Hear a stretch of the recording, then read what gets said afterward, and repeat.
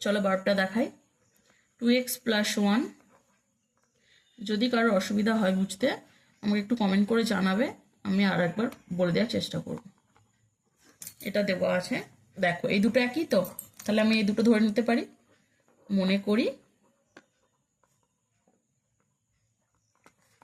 2x + 1 = a। তাহলে এটা এবার এর ভ্যালুটা বসিয়ে দেবো এখানে।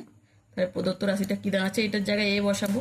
তাহলে a + 3 ছিল, যেমন ছিল তেমন, 3/a এর জায়গায় কত বসাবো, a = 4।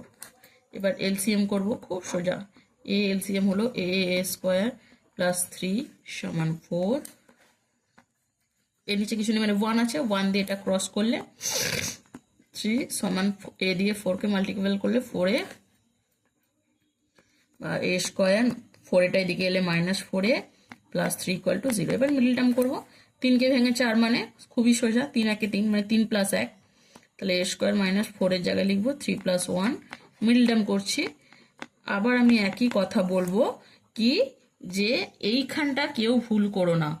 এইখানে প্লাস থাকলে প্লাসে মাইনাসে মাইনাস করতে কেউ ভুলো না, খুব মুশকিল। তাহলে পুরো ম্যাথটাই ঠিক করে লাস্টে গিয়ে ভুল হয়ে যাবে, নাম্বার পাবে না।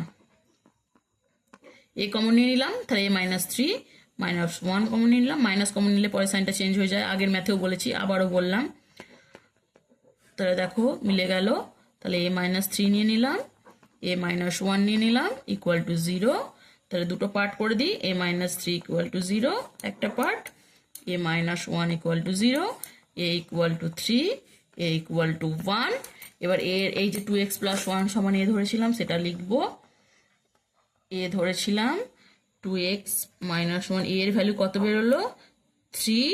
তাই 2x = 3, -1 এদিকে গেলে +1, 2x = 3 1 4। তাহলে x = 4/2, 2 2 যা 4, তাহলে x = 2। দ্যাট ইজ একটা x এর ভ্যালু বেরোলো। আর একটা হচ্ছে a = 1, মানে 2x + 1 = a ধরেছিলাম।